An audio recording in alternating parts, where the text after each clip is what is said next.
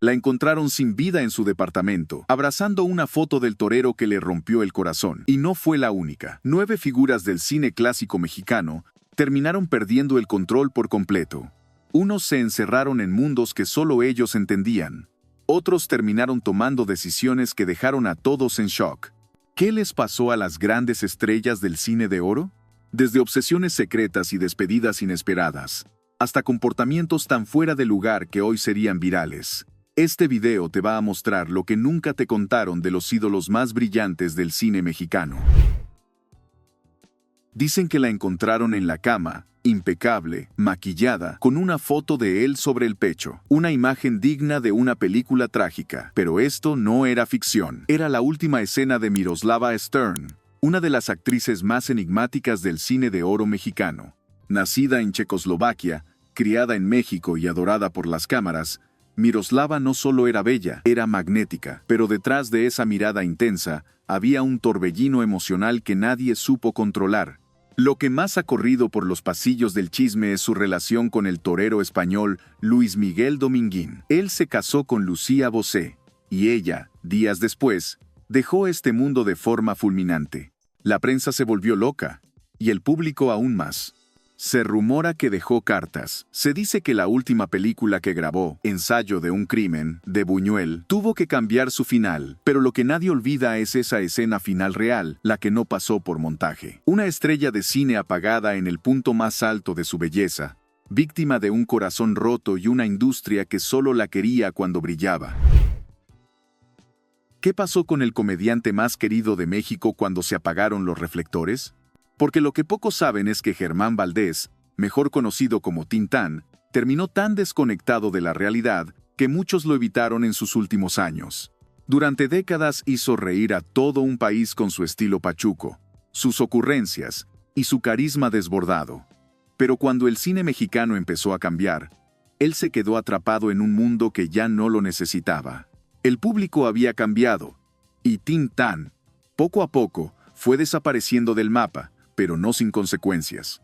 Se decía que hablaba solo, que caminaba por su casa repitiendo diálogos de sus películas, como si todavía estuviera en escena. Algunos conocidos cuentan que tenía delirios constantes y que estaba convencido de que lo espiaban. Otros aseguran que su obsesión con la muerte se volvió parte de su rutina diaria. A todo eso se sumó una salud deteriorada, un entorno que ya no le respondía y una industria que lo había dejado atrás. El hombre que llenaba salas terminó rodeado de silencio, y no por elección. Su final fue una sombra larga y triste que pocos se atrevieron a mirar de frente. ¿Puede alguien ser tan perfecta por fuera y estar hecha pedazos por dentro? Dolores del Río fue la gran dama del cine de oro mexicano, una belleza de otro planeta, una figura inalcanzable. Pero mientras todos hablaban de su elegancia, nadie quería ver lo que pasaba cuando se cerraban las puertas de su mansión. Fue la primera mexicana en triunfar en Hollywood. Caminó por alfombras rojas, enamoró a Orson Welles y posó para Diego Rivera. Pero con el paso del tiempo, esa obsesión por la imagen y el control se volvió un laberinto sin salida. En sus últimos años, quienes la conocieron aseguran que hablaba como si aún viviera en los años 40, con frases teatrales, miradas ensayadas y una rutina que parecía sacada de una película que solo ella seguía actuando. Se aisló en su casa de Cuernavaca, rodeada de espejos, fotografías antiguas y recuerdos que ya no tenían quien los escuchara. Cada visita era un espectáculo. Te recibía como si fueras parte de una escena. Todo estaba calculado, todo era un papel. Lo que más impacta es que la mujer que lo tuvo todo terminó sola, atrapada en su propio personaje, negándose a aceptar que la cámara ya no estaba encendida. Tenía la voz, el porte, la fama y a las mujeres rendidas a sus pies. Pero detrás del traje de charro y la sonrisa de galán, Jorge Negrete escondía un carácter tan explosivo que más de uno prefería evitarlo fuera de cámaras. Era el ídolo nacional, el héroe de 1000 películas, el hombre que cantaba como si la patria se le saliera por la garganta. Pero sus compañeros sabían que trabajar con él era como jugar con fuego.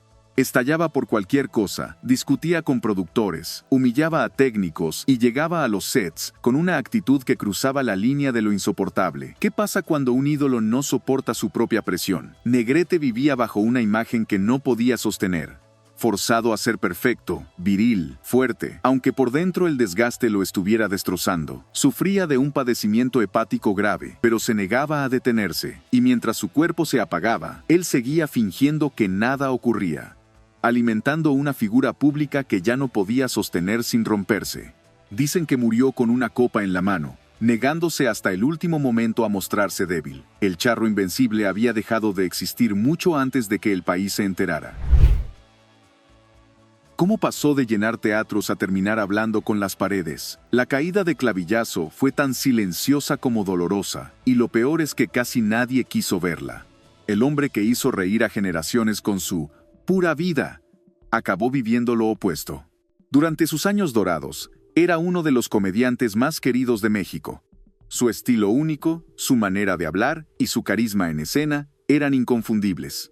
Pero cuando el gusto del público cambió, lo que antes causaba carcajadas comenzó a verse como algo viejo, pasado de moda, y la industria lo dejó caer sin mirar atrás.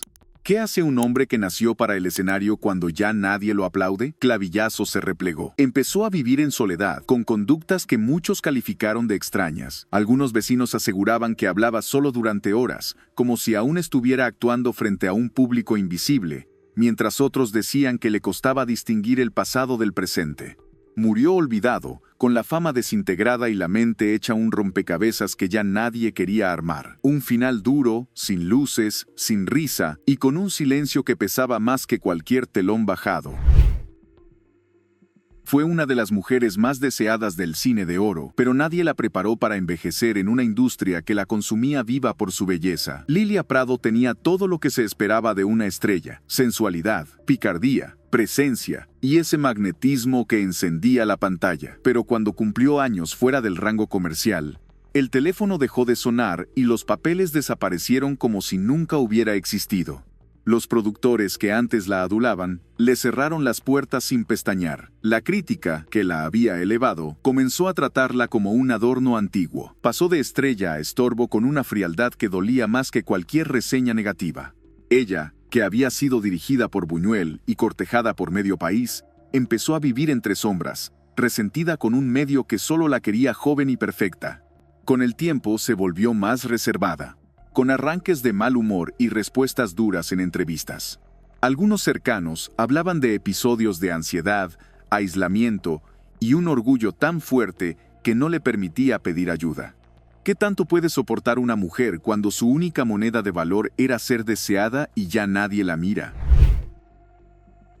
María Félix no vivía en el mundo real, vivía en el suyo. Uno que había construido con frases cortantes, joyas imponentes y un ego que no cabía en ninguna sala. La doña fue mucho más que una actriz. Fue un personaje que se comió a la persona y que no permitió que nadie viera lo que había debajo. Siempre impecable, siempre en control, convertía cada aparición en una declaración de poder. Pero quienes estuvieron cerca sabían que esa seguridad no venía gratis. Era desconfiada, obsesiva, calculadora, y no dejaba que nadie la contradijera. Todo estaba medido, desde la forma en que se sentaba hasta cómo lanzaba sus frases más lapidarias.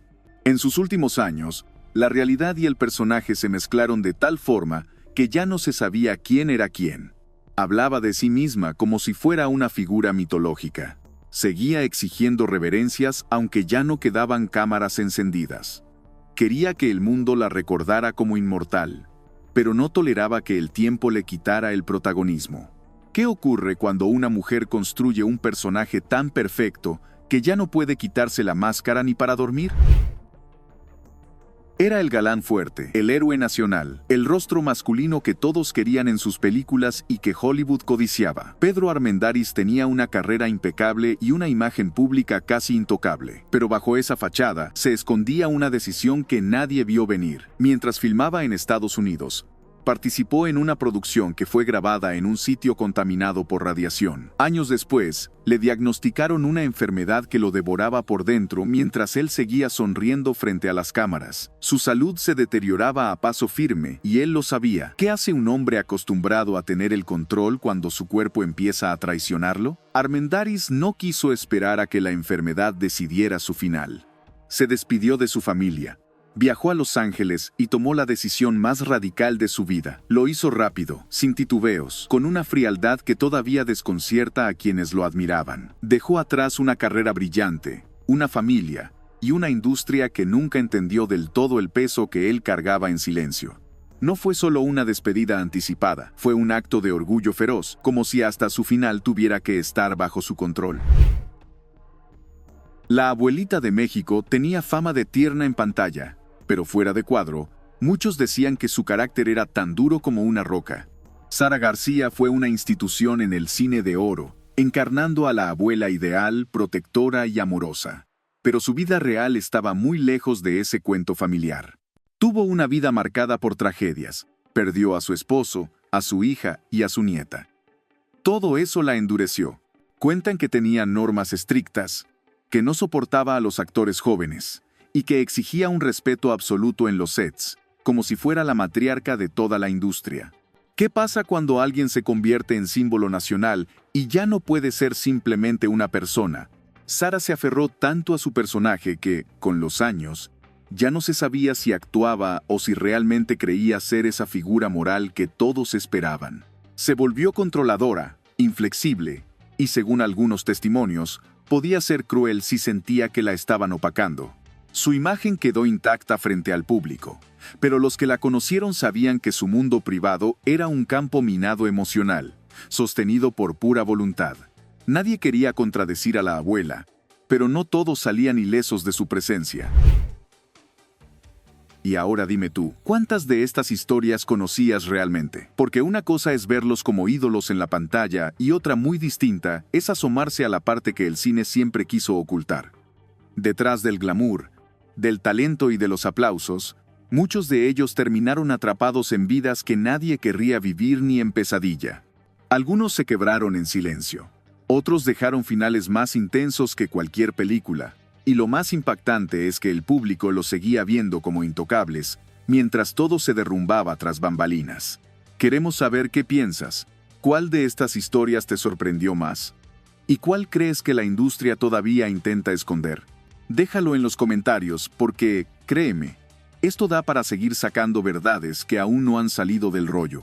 Y si te gustó este recorrido por el lado más oscuro del cine de oro, dale like y comenta para que el algoritmo de YouTube se entere de que aquí se están contando cosas que nadie más se atreve a decir. Porque esto apenas fue el primer acto.